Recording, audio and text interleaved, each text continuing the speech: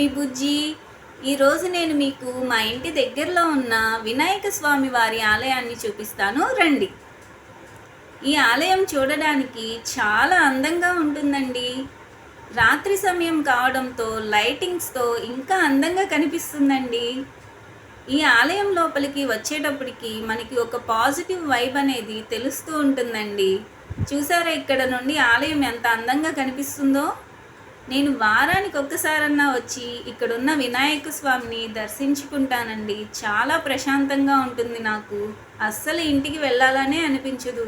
ఇంకా ఈ గుడి చుట్టూ చిన్న చిన్న ఉపాలయాలతో చుట్టూ మొక్కలతో చాలా ప్రశాంతంగా చాలా విశాలంగా ఉంటుందండి గుడి.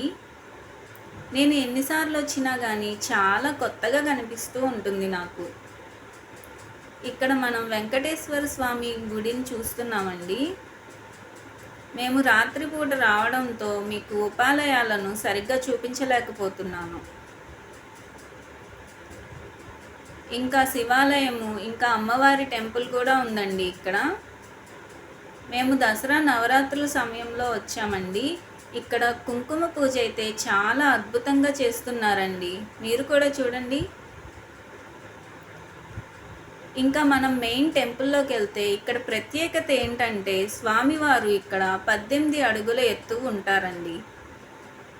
వినాయక స్వామివారు మీరు కూడా దర్శించుకోండి, అంతా మంచి జరుగుతుంది.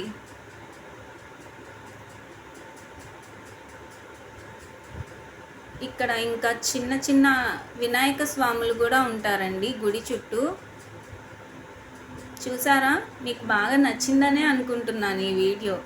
మీకు నచ్చితే కనుక లైక్ చేయండి, షేర్ చేయండి, సబ్స్క్రైబ్ చేయండి. ఈరోజు స్వామివారికి పెరుగన్నం నైవేద్యంగా పెట్టారండి. చాలా అద్భుతంగా ఉంది. Thank you for watching.